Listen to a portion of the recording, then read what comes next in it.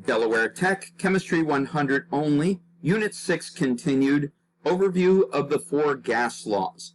The four gas laws relate to the mathematical relationships of the number of moles of gas, the volume, its pressure, and the temperature. And there are four main laws that were discovered by at least four different individuals over the years. And let's look at these. Way back in the middle 1600s, Boyle and a number of other scientists that he actually hired wanted to look at gases while keeping the number of the molecules constant and the temperature constant, and observing the pressure and volume and how they relate. And what Boyle's people found was that pressure times volume is a constant if the other two parameters are kept constant. So pressure times volume is a constant. That means any set of pressure and volume, if you change a pressure or the volume, the other will change to compensate for it. So one set of pressure times volume is always equal to any other set of pressure times volume. Charles's law, this was by the French scientist Jacques Charles. Charles looked at volume and temperature by keeping the number of molecules constant and the pressure constant. And what his people found was that volume divided by temperature is a constant. Now, these are different constants each time. But what this means is that if you have one set of volume and temperature in a certain condition, and you change something, you may get a new volume and temperature, and the ratio of those two will be exactly the same. So that means any one set of V over T is equal to any other set of V over T. By the time we're in 1800s, we have Gay-Lussac's law, more properly known as Amundsen's law. That's written in another slide. And the folks that worked on this kept the number of molecules or atoms constant and the volume constant, and looked at the effects of temperature and pressure. And what they found was that pressure divided by temperature is a constant. Again, these are all different constants. It's not important to know the constants, but what's important is to realize that if something is equal to a constant, in this case, P over T, is equal to any other set of P over T.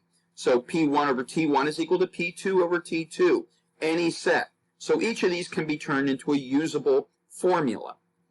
And then just a couple years later, Avogadro, the same Avogadro you know from Avogadro's constant, which was named in his honor, was actually named in his honor in part for him discovering this law.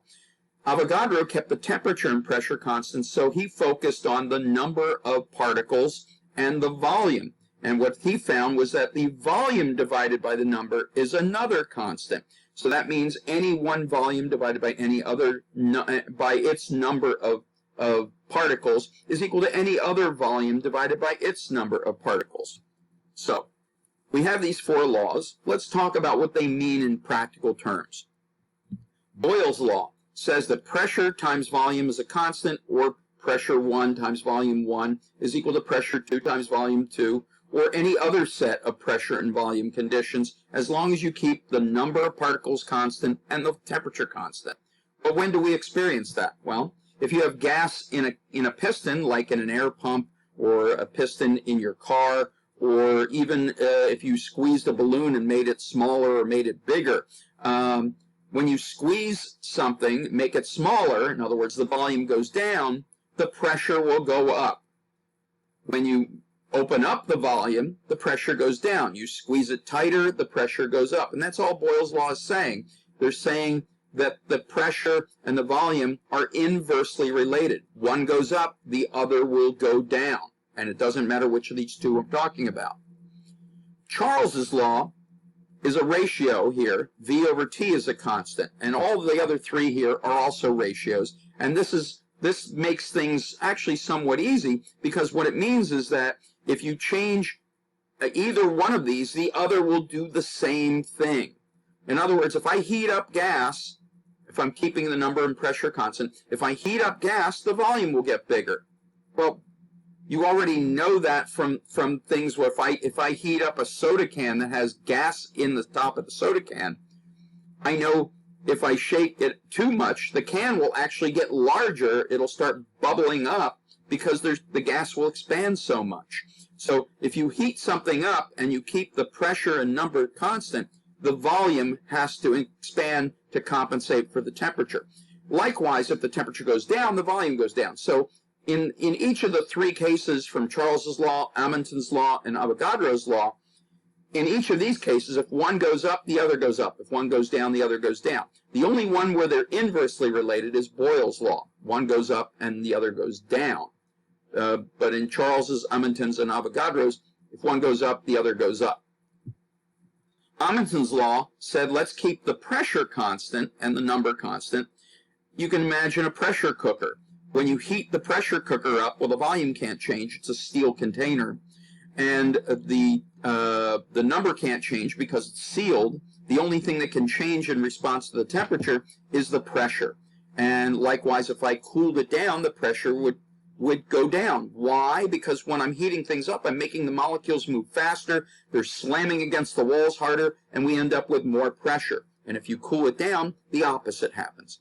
And Avogadro's law is looking at number and volume. And this is actually the easiest one of all. Think about a balloon. If you put more air in the balloon, more moles of particles, then the volume will increase. It makes perfect sense. One goes up, the other goes up. One goes down, the other goes down. So V1 over N1 equals V2 over N2, or any other pair of V and N. Now, in Chem 100, you only have to use Boyle's law for the test, and Boyle's law and Charles's law for the lab. So I'm going to run through this very quickly. It's not necessary for Chem 100, but the first three laws were actually combined to form this combined law. I'm not going to spend much time on this. And then eventually all four laws were combined to create what's called the ideal gas law. And while you're not responsible for it, sometimes it's useful for thinking about how one property responds to the other property. So if things are on the same side of the dividing line, P times V over N times T is equal to a new constant called the gas constant, R. Okay? And you don't need to know this formula, but this formula is useful for thinking about it. And in this case, if things are on the same side of the dividing line, they do opposite things to compensate for each other. And if they're on opposite sides of the dividing line, like P and T are opposite each other on this fraction, they will behave the same way. If I increase P, T will go up. If I increase N, V will go up. If I increase N, P will go up if the other two are kept constant. Whereas if I increase P, V will go down. It'll balance. If I increase N, keeping the other two constant, T will increase N, T will increase. So things on this, T will decrease. Anything on the same side of the dividing line will do opposite. Anything on the opposite side of the dividing line will do the same. And this is the ideal gas law where they're all put together. This was done by Benoit Paul Émile Clapeyron in 1834. We're not going to spend much time on it. Here's the R value in two different units. But the important thing here is you will see this last formula on your formula sheets.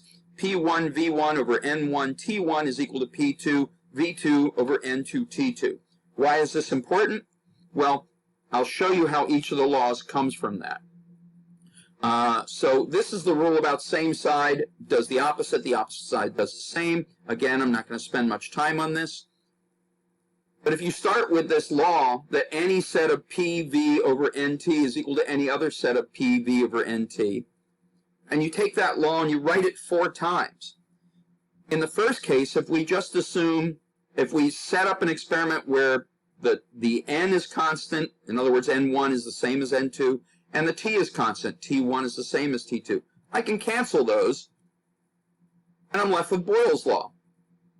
If instead I decide the pressure, if I do an experiment where the pressure and the number are constant, well, those cancel each other out, and I'm left with Charles's law. If I have an experiment where I keep the volume and the number constant, and all I'm looking at is pressure and temperature, well, that's Amundsen's law or Gay-Lussac's law. And if I have constant pressure and temperature, and all I'm looking at is volume and number, well, I'm left with Avogadro's law. So this law up above has all the other laws in it, and you can just cancel what you don't need. On an exam, you'll be canceling n and t most likely, and therefore you'll be left with Boyle's law. Also in the lab, you'll use Charles's law, V1 over T1 equals V2 over T2.